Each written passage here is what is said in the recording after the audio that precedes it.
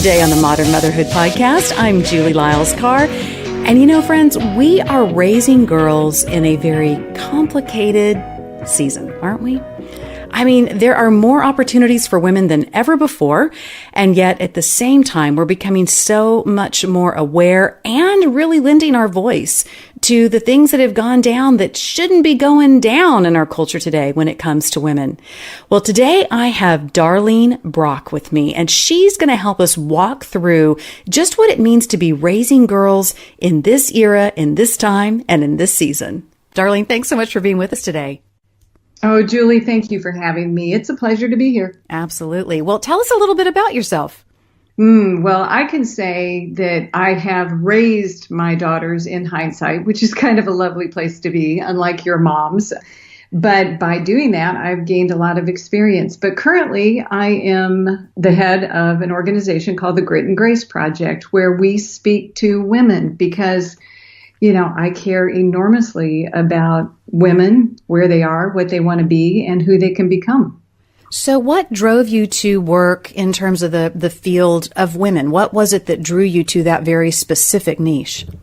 It's kind of ironic because prior to this part of my life, I was in the music business and I worked with almost all men. I traveled with bands, tour bus full of boys. And, most of my peers that I worked with were male, and I was completely comfortable in that world. They're fairly easy to get along with. And then, honestly, God started working in my heart and giving me a compassion for women. And it probably started with my daughters because I realized what females were dealing with in this world that they were growing up in and the challenges they were going to face. That's so interesting to me. I was primarily, in a male-dominated industry in television and radio. And then when I entered ministry full-time, again, there were many seasons where I was the only female on staff in terms of a minister. And I have two younger brothers. I don't have sisters. And so I found a similar thing that I found it easy to work with guys. I was kind of used to that vibe. And then the Lord started calling me more and more into ministry with women. And it's been a real change. I didn't grow up with sisters. I've always had awesome friends who were women, but to really zone in on what women today need, what their heartbeats are, that's taken a really interesting amount of work over the last 15 years or so. What are some of the things that you began to notice when God began to draw you toward speaking into the lives of women that you found was different from your experience of working with men? Well, for starters, we are a little more complicated, which probably is what made men easier to work with. But we are complicated because we're passionate.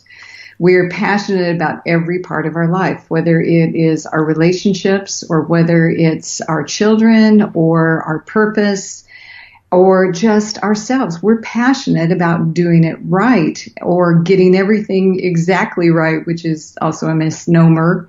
But because of that, I thought we're putting a lot of pressure on ourselves. We're really setting the bar incredibly high. And the expectations we place for ourselves are a little insurmountable. So I wanted to provide a platform of encouragement. And I think that encouragement is so critical because I know that I have seen, and I know it exists in guy world, but I've definitely been one of those. I think one of the reasons I drifted toward working with men and friendships with men was, I was one of those kids who really suffered at the hands of some elementary school, junior high, high school bullying on the part of girls. It was hard for me to kind of see my fellow gender mates as any kind of safe place and sanctuary. So, I think that those places where we come together and work toward a culture of encouragement is really important because we do sometimes see that women get at odds. How do you speak into that space without shaming anybody or trying to buy into some stereotype of, catfighting women, but how do we address that? Where do you think it comes from? First of all, that competitive lane sometimes we see amongst women, and how do we combat that? I think it starts from a heart of our own insecurities, and every single one of us has it. So we kind of look around the room and, think, oh, they are, they aren't, she is, she isn't. And you start formulating these things in your mind, which sometimes come out a little antagonistic or a little bit defensive or offensive. And instead, I think we need to understand our starting place is all kind of the same starting place where we're trying to find our purpose, our place in this world. and look around and go, you are too, and you are too, and you are too, and you are probably just as insecure about something as I am. So instead of looking for the things that we want to pick at each other, let's look at the things we love about each other and encourage it and build this community of women that when we're together supporting one another, we're stronger. What do you think is unique about raising girls in the times in which we live? You know, women arguably have more rights, more influence, more visibility than ever before in Western countries, but we're also navigating the realities of a #MeToo age. So how do we speak effectively into this? We're a faith communities in unwitting and sometimes in well-intentioned ways, but how have they possibly minimized women and girls, not really addressed some of the inequalities and the challenges that are really out there?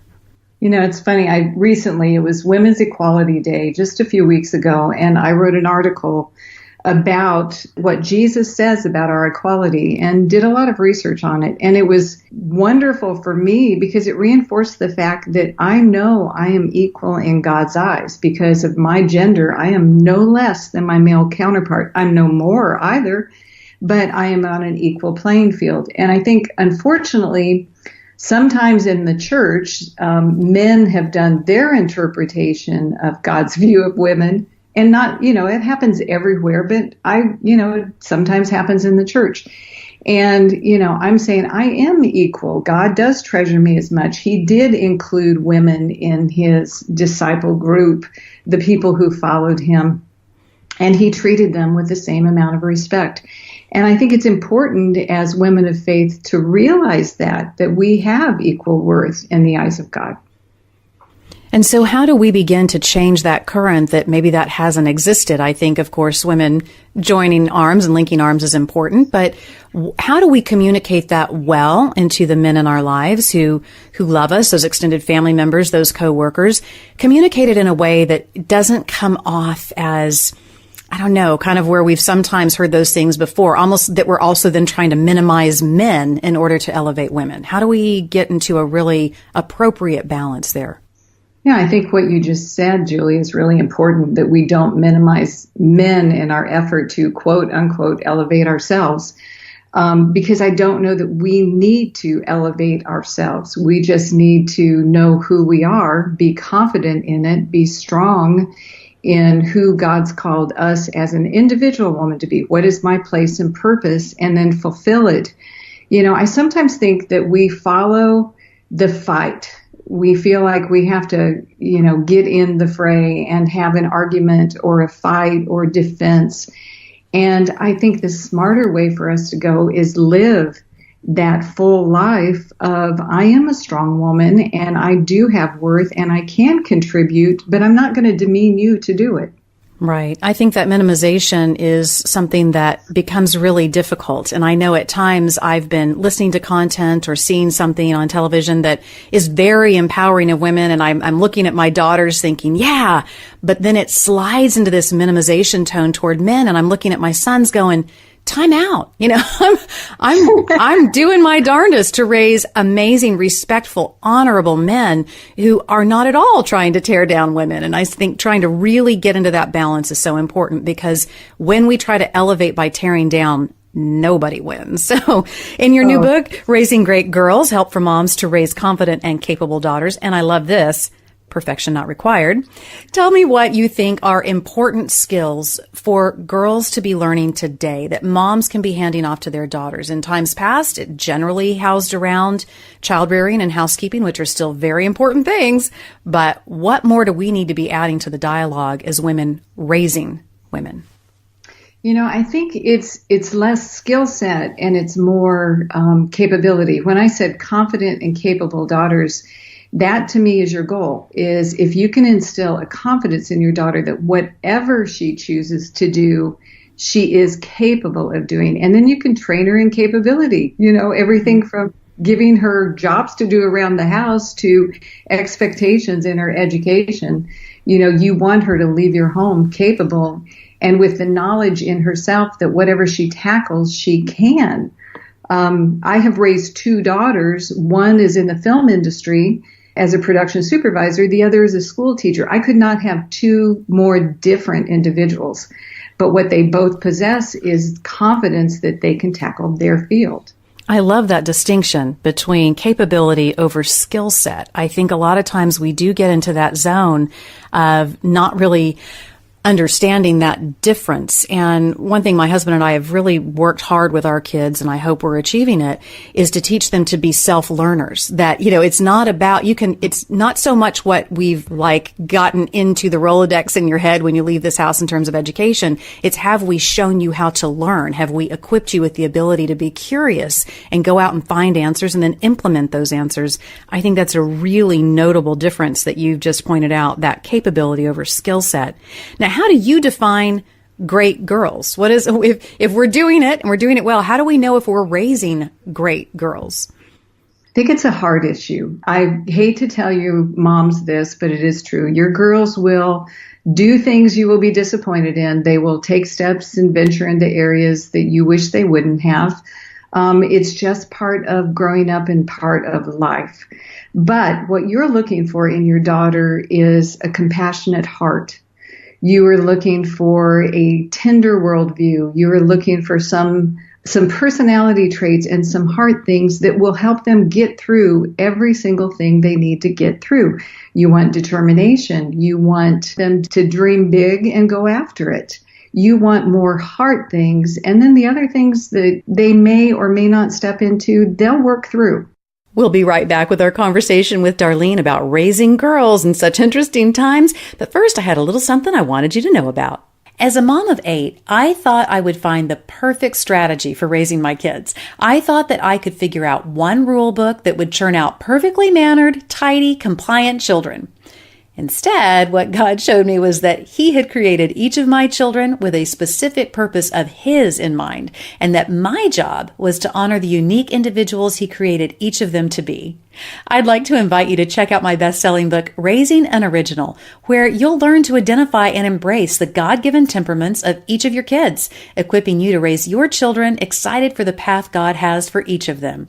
That's Raising an Original, and you'll find it wherever books are sold.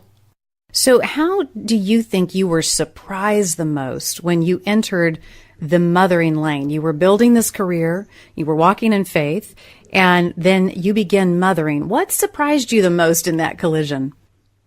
Well, for me, I was working full-time at the very least. I mean, we were building companies. I was managing recording artists. I would be traveling on the weekends a lot. Producing videos, being the edit bay. My girls grew up in a very busy world, but I think what surprised me the most was their adaptability. The fact that they could fit into the world I lived in and join me in it and grow from it and learn from it. And their eyes were open to a very big world. I wasn't sure when I started because I wasn't living a quote unquote normal life that a lot of moms were. And I thought, is this going to completely mess them up? But quite the contrary, it opened their eyes to a big wide world. We have hit an interesting time in our culture in which we seem to have these somewhat rigid distinctions between our work life and our home life when it comes to our kids and how we define professionalism within that. I feel really blessed because I'm in the ministry lane within our faith community. My kids are with me very frequently. They get to see what I do for work. They get to see me speak. They get to see the interactions I have in the green room and out in the church lobby and all of those things. And yet I remember with my dad, there were occasions that we got to go up to his office. He worked with the space shuttle program, and we were included for some things. We would go to a launch, or we would occasionally get to experience things like that. But his adult world seemed so mysterious and so separate in many ways, particularly because of how professionalism was defined. How can women today feel empowered to make sure that their kids, and particularly their girls, are getting a window on what it means when mom is working and what she's doing in that space, and yet still honor? Sometimes we have work environments in which it's not necessarily appropriate to have a kid along, and yet at the same time to push that a little bit, because I do think our kids need to understand what adulting really looks like. No, I totally agree. And, I do understand there are some rigid professions where you really can't just take your kid to work except on take your kid to work day. Right. But beside that, I think it's really important to involve your child in whatever your chosen career is. And, I'm totally impressed with the fluidity of today's world. There is so much, remote work. There are so many careers. Women can choose to stay at home and work some. They can choose different roads, which really was rare in my day, which is why my life was a little bit unusual. I would say make the effort to involve your child, no matter whether it's rigid or not, into your adult life. Take them on a trip with you if you're in business and you're traveling, even if you have to get childcare while they're there. Help them to experience the various things that you do and the roles that you have to play. What do you think is one of the most important things that moms can communicate to their daughters to help raise those daughters' confidence and their capability? I almost think it has to do with you, the mom. Because if you feel confident about yourself, you are setting an amazing example for your child. If you choose to go after something that you feel you're supposed to do, then you're showing them that that's for them too, that they can do it. And if you don't know, I don't know how many jobs I have done that I didn't have a clue when I started. I didn't know what I was getting into. I didn't even know why I was there. And I had to learn as I went. Well, share that with your daughter. Share with them the steps that they can take to build whatever road they want. And that it is not a perfect process. It is not a not messy process, but it is doable. And that you, by your example, have shown them how.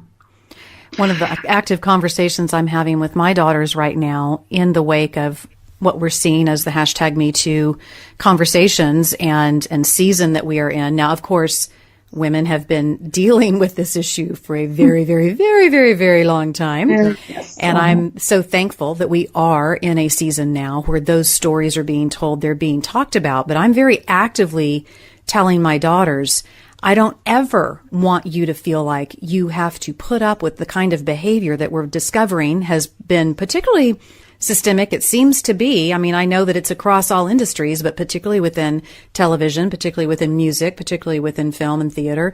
And how do we effectively make sure that we're talking to our daughters about this experience? Because I'm amazed that people are amazed there are this many Me Too stories. I just sort of assumed everybody had a Me Too story somewhere of some level, whether it's, a situation where somebody was saying inappropriate things in an elevator all the way up to things that involve assault. I don't really know a woman who hasn't had at least some experience within feeling very at risk, feeling very much that she was being objectified in a situation. So how do we talk to our daughters and equip them, make sure they're bold enough to speak, and again, without demonizing men as a group? And that's so important. I think in so many of these kind of conversations, and this one specifically, you don't want to be the one to just provide information. You want to help your daughter think through scenarios. You want to pose questions to her. And if you were in this scenario, if you had some man approach you and make this statement or this gesture or inappropriate action, what do you think your response should be? And I think dialoguing with questions and get them to start thinking about it, to start realizing that these are actual scenarios, these things do happen. So they need to think ahead on what their response should and could be, and then encourage, yes, that's exactly what you should do, politely, soundly, in a way that is not interpreted any other way but you mean, and not antagonistically, but really just kind of walk through those potential conversations and opportunities that, not opportunities because that isn't good, but things that may come in their life that they need to be prepared for. I love that idea of role playing it out. Talk about what would you say and where would you go and how would you handle it? I know when I entered the workforce and I was in television, I was in radio, and absolutely I can look back and look at different statements and things. And there were things I absolutely stood up to. But if I'd even been equipped to know, you could make a complaint to HR. You could do some things like that. And I was I'd been so well trained to be a very on time person, to show up when I was supposed to really get through all of my work. I had been very well equipped for that. I wasn't really equipped for what to do in the workplace when things went a little bit sideways in that kind of a situation. And I was just relying on my own little fighting, fierce spirit. And I want to make sure that my daughters know, look, you've got absolute legal recourse. You've got HR people that you can go to. You can ask for what your company provides in terms of what are considered within employee manuals, acceptable and unacceptable behavior. You've got a lot that you can stand up for and be backed up for. Don't feel like that you're the only one out there. And I think those are conversations that we need to be having with our girls. And I'm having them with my sons too, because I think that we're going to be on the cusp of discovering that we absolutely have guys who have experienced the same kind of moments and the same kind of very awkward, very difficult situations. For you as a mom of girls, what do you think one of your biggest fears was as you were in the process of raising your girls? I think I was terrified that they would make a mistake that would alter their life. I could dream, or I could think through every possible bad scenario that could happen to them, whether it is drugs or, pregnancies that were early and, whatever. I remember thinking it would alter the course of their life. Maybe they wouldn't go to college, or maybe they wouldn't be able to pursue their career. But there's something I've discovered since those fears when they were little. And that is, even if your daughter or son make a decision or a life choice that does alter it, that's not the end. That's far from the end. That's another place in life that you can find restoration and healing with them. You can walk alongside them. You can love them well. You can navigate the waters that they're in and help them grow, become stronger, become everything that God knew they were supposed to become, because He knew that they were going to go down those roads. And I think that is so important for moms to remember, is that, yes, there are decisions we sure hope our kids don't make, and we do know what the fallout from those can be. But there is always an amazing comeback story available when we reconnect with God and start pressing forward in ways that look toward that future. Don't completely rely on that script from the past. I think that's such an important thing for all women to know. How do you sometimes find that women get in the way of other women, maybe even unintentionally? And how do we correct that? I think women pose sometimes seemingly innocuous statements or questions to one another. Like, you have a friend who says, I'm thinking about fill in the blank. I'm thinking I might want to fill in the blank. And so you have a friend or someone around you that looks at you and goes, do you really think you should or could? It's as if we are throwing tacks under each other's feet as we're trying to move forward and preventing one another from becoming everything God made us to be. All of us have individual talents, individual gifts, that need to be mined and encouraged, and yet we seem to put our own insecurities and doubts in another woman. I think that is interesting, that sometimes we reflect what we're personally struggling with, maybe is something that we don't even know we're quite struggling with, and we can be much more critical of it or fast to see it in someone else. Seems like Jesus had a little something to say about that, something about specks and logs in the eye and stuff like that. Like that, yeah. Exactly. Right. And, one of the areas that I see it that's very interesting to me is even someone's childbirth choices, or how they're feeding their child or educating their child. I have seen women really struggle to give each other the grace to let that mom do what she needs to do for the child that God has given her. I've been questioned myself many a times about some of the childbirth choices and educational choices that we've made. And I found myself at times looking across the table at somebody going, I don't know how I would do it. And I think being willing to just say, you know what? I'm not living her life. God didn't give me her kids, her marriage, her career. I'm supposed to be living mine. And if I'm invited into the conversation, hey, Jules, what do you think about that? Then yeah, maybe I have something to offer, but to be very thoughtful, because I do think we unintentionally discourage each other in ways we can't even imagine when we do critique and comment on some of the things that people are trying to choose to do. A few years ago, I was on an airplane with another woman. I was flying red eye, and we sat by each other. She was a mom of 4 homeschooled daughters. They didn't wear makeup. They followed an organic road. I was the mom of 2 educated by private schools and public schools. And, we went to the makeup counter together, and I was a working mom the full time they were growing up. And we had quite a lovely conversation because our daughters were grown up, and realized that we each followed our own road. We each followed the ones that was right for our daughters. And at the end of the day, we had some great girls.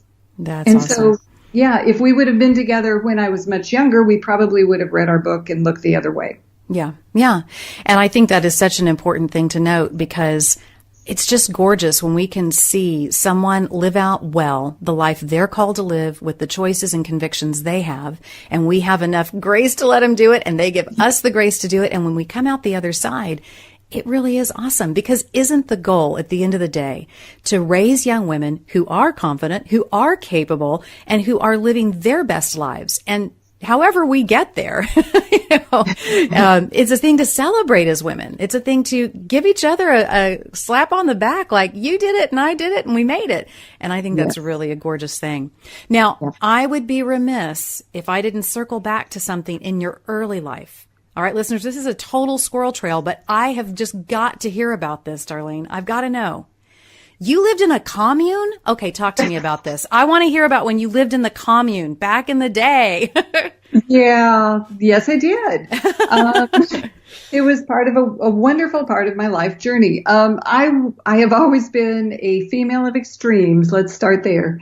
I grew up in a pretty traditional church that had a lot of rules that I rebelled against. So I left home right out of high school and went my own road, which for me, or actually for any girl, was not a great road.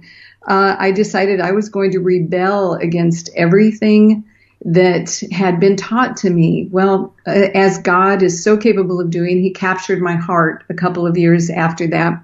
And being the woman of extremes, I went, well, if I'm going to surrender my life to Christ, then I'm going to surrender everything. There's this Christian commune that is just not very far from me. So I'm going to give up everything I am and have and join it. So I did, which means you give up everything you are. It was great. There were so many great things about it because it really was my Bible school. And we took in runaways. We took in homeless people. We really cared for people well, and we shared everything. We shared the house. We shared everything. But we also got a little bit heady. We got a little bit, I was young, so I thought I was pretty smart. I got pretty versed in the Bible, but thought I understood God. So, I understood the Bible, but I had a lot to work on my relationship with Christ. So I left there and kind of found my middle ground after that. But for me, it was part of my life journey, and I will always be thankful for those crazy days of learning how to grow vegetables and live off of lentil soup and, the things that you go, I don't think I want to return to exactly. But yeah, it was a good time. That's pretty amazing. So walk me through from commune to career. Yeah, I left the commune and I actually went to work at a Christian campground where we had events and year-round camping. And every summer we had kids who came. They were sponsored. A lot of them were sponsored, inner city kids. And we got the opportunity to give them a fun time and share the Lord. But during the winter months or the off season, we had events, one of which was the very early years of contemporary Christian music. So, a lot of hair and a lot of bell bottoms, and ended up on my campground. And I was in charge of the retreat.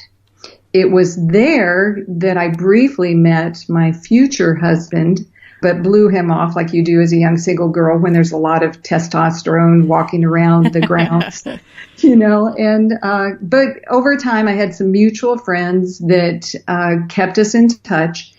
And he reached out to me one day and hired me to go to work for him as a booking agent in Nashville, Tennessee. Wow. Yeah. That is awesome. So it was really commune to campground to career. So I just want to make sure that I've got the trajectory correct. Yes. All C's, absolutely.